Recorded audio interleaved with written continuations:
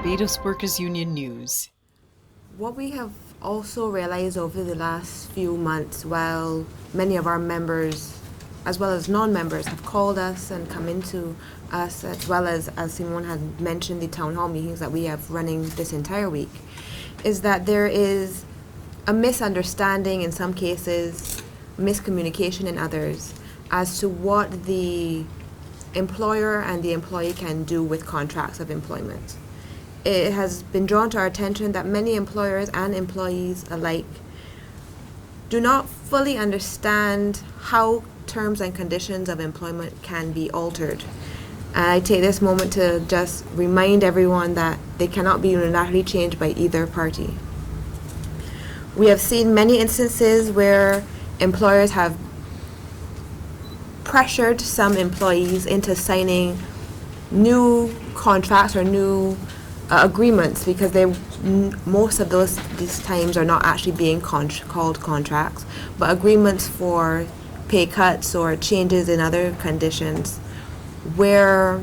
the employees are being told that they must sign right away and are not being afforded the opportunity to have some level of consultation, whether it be with a friend, an attorney, or the union. And we find that it is necessary in these times to be sure that these employees are not signing away any of the terms or conditions or benefits that they may have been afforded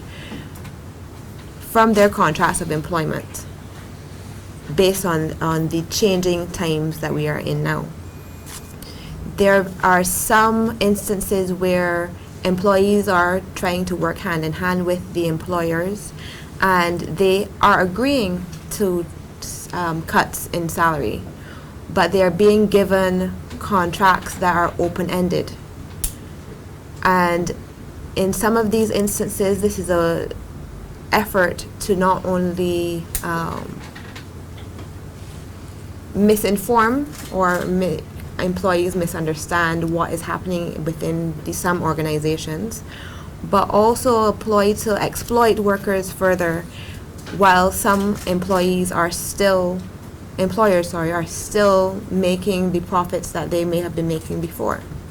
We are hoping that going forward that all employers set out all of the parameters so that employees are certain about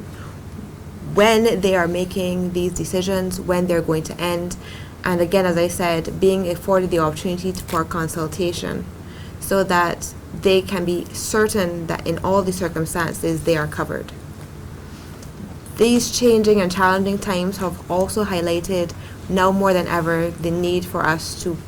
reach a whether national or sectoral minimum wage. And hand in hand with needing the minimum wage is needing a standard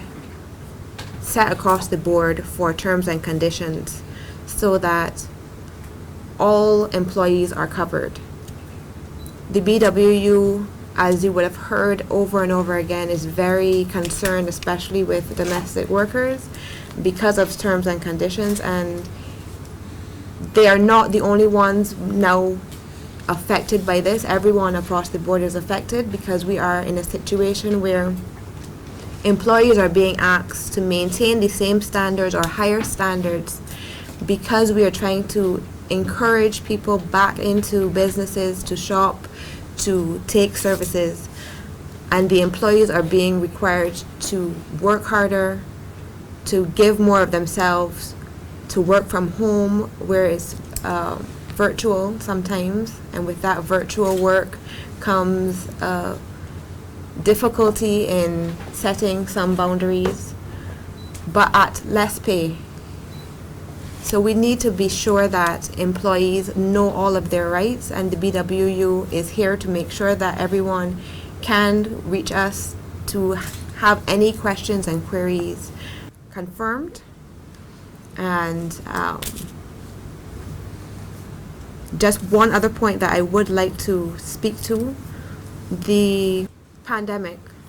has made us also realize, as we train some of our employees, that there is a need to align the legislation. we still, and to have more reform, we still have pieces of legislation where the penalty for the breach is simply $48 or $96 for continued breach. Even that is not being applied. And we need to ensure that there is enforcement when there are breaches. So, again, I take this opportunity to say, please contact us if you do have any concerns, because we are here to assist you with all of your industrial relations and legal concerns at this time.